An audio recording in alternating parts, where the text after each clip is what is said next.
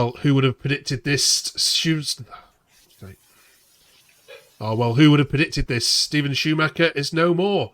Gone. And Stoke City are looking for another new manager. To review that decision, we've got Liam and Alfie, and this is Where Potters Walk. Welcome.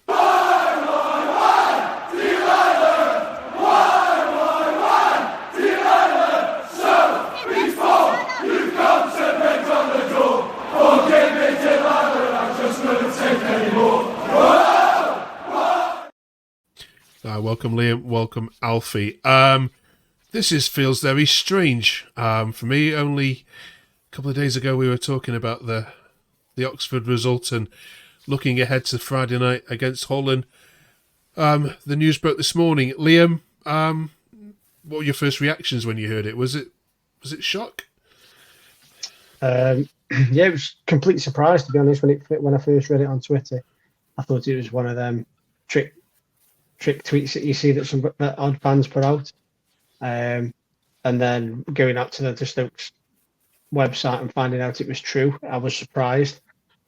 I'm surprised in the timing more than I am surprised in the sacking. I think as the day's gone on, I found myself more indifferent about it than anything, and I think I've realised that I like Schumacher more as a man than I did a manager.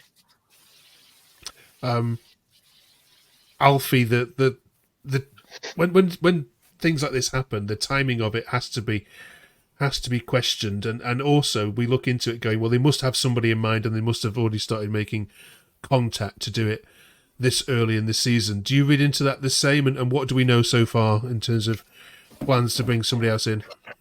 Yeah, I think the timing was a bit weird, and I think it would have been all right if they supported it with a bit more reasoning, a bit more of an explanation, because we've obviously developed more knowledge as the day's gone on as to why he's gone and stuff. But and now I do understand the decision a bit more. But it looks like they've had this guy from Norwich.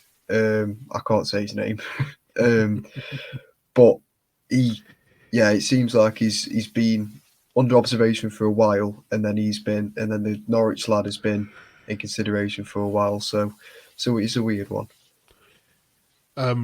It's a risk, this, Liam, isn't it? It is. I think a lot of Stoke fans are saying that people are blindly following John Walters' decisions because he used to play for us, but you've also got to let him put his plan in place. If he's coming in as sporting director, you've got to let him get his plan in place. Now, he didn't hire Schumacher, and by the sounds of it, he was never really enamoured with him so far. So the first part of his tenure at Stoke was trying to get the fans on board to keep us up, which he did. Then he's had a transfer window, which he hasn't done overly badly in. Like, I think most fans were pretty happy with it. And now this is his next step, I think, and he wants his own manager. So I can't knock him for it, but like I say, it is a massive risk. He's put his head straight on the chopping block. Stoke are getting a reputation, though, here, Alfie, a little bit. Even Watford fans were laughing at this morning, saying you're becoming the new Watford. We can't keep doing this, can we? If this is the man now, this has to be the man for 3-4 years. Otherwise, we're going to be here again 18 months later. Do you agree with it?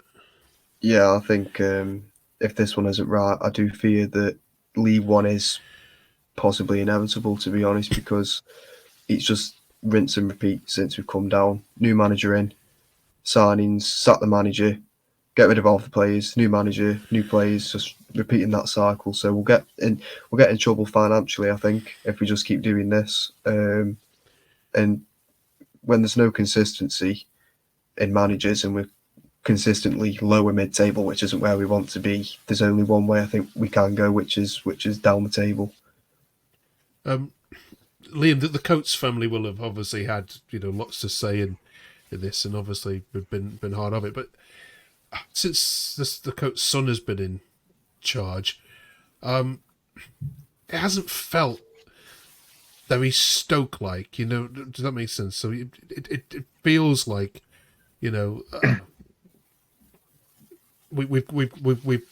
just abandoning our plans too quickly. There doesn't seem planning for the future. Where do you stand on the Coates' involvement in all this? I think with Peter Coates and Denise Coates. You've got the family members who are uh, business savvy. I think with John Coates, you've got a Stoke fan who's got money. He's also a bit of a fanboy, and the people who he has underneath him, he seems to take their word for gospel. He's probably been a victim of putting too much trust in people, like your Ricky Martins and whatever. He's doing it with John Walters now.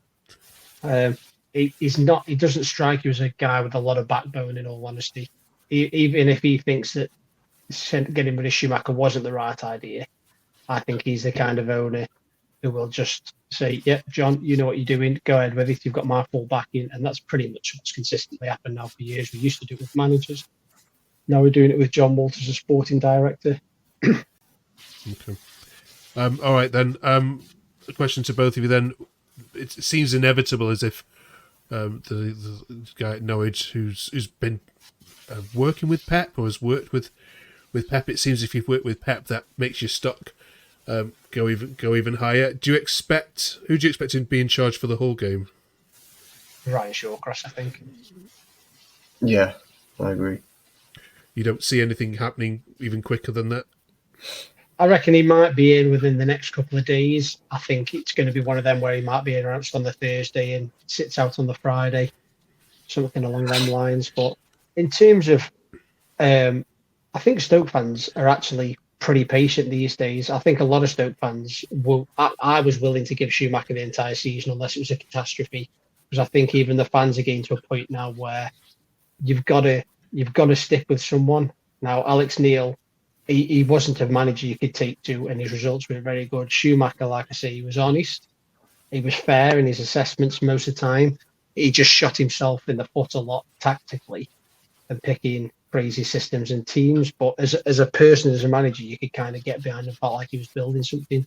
So I think whoever comes in, it does look like it's going to be this Narcissus Paletti, whatever his I'll name let is. you pronounce it. Yeah. I think he'll get time from the fans. I'm just not sure he'll get time from the club. Can I ask you genuinely, if he'd have drawn with Oxford, or even won, would we still be here? I think I don't know what Archie thinks, but I think from what we're hearing today, we might have still been at the same point. Yeah, Right. yeah. He's came out that something about seeing the players receive the news well, which tells me they didn't get along with him. So I think he was going to come. If we won, I think they would have given him another game. But yeah, I think a draw would have been a good enough excuse to sack him. Yeah, I mean, both of you have called it over the last 4 weeks, haven't you? That in some games those players didn't look interested, and I think that was, we discussed it yesterday, Liam, didn't we? The effort, and when players aren't putting in effort, you have to question whether they're playing for the manager. And we learned today, I think, that some of them weren't. John O didn't look bothered at all, did he? No. Which is weird. Okay, so lasting legacy of Schumacher's reign, as short as it was, Liam. I think he'll go with Stoke fans quite liking him. I don't think he'll get any negativity when he comes back to Stoke. Job might have been too big for him, but that's not a slight on him. It seems to be too big on anything, and he just fell in the trap that every Stoke manager has, where they come with their own ideas and they get sucked into this panic when the results don't go their way, and they change the whole philosophy. He started bringing it in towards the end of last season, but like I said to you at the end of last season, we are a bit of a stat padding team towards the end of the season. When there's nothing to play for, we'll go on and run, score a load of goals and win a load of games that mean nothing, and then get stung in the next season. So like Alfie said before, it is pretty much rinse and repeat. You can follow the same path of every single person that's come here, apart from Nathan Jones, who was a bit of a psycho. Okay. Should this fall through, not saying it will, but are there any other names available which, Alfie, you would like to see at Stoke? Possibly the ex-West Brom manager, is it Valerian Ismail? Yeah, Ishmael, yeah. Yeah, possibly him. I've seen John Eustace knocking around. He's the same sort of person as Schumacher, I think, in the way he plays. There's no one else I can think of, really. Okay. All right. Frank Lampard has been mentioned and gets mentioned every single time. Would you entertain that idea, Liam? No, I don't want to be Frank Lampard, Stoke City. Fair enough. Okay. All right. Listen, Stoke fans, put in the comments below what your thoughts on all this were. Did not expect at all to be here, and you've also busted a lot of coupons because we all thought the Cardiff manager was getting sacked this week. This week as well. Thanks for joining us. Enjoy the whole game, and we'll catch you, of course, regularly on our Sunday show, and you'll see all new episodes every Monday at 6 o'clock. Thanks, Liam. Thanks, Alfie. Thanks for watching. Cheers. Cheers, Mark.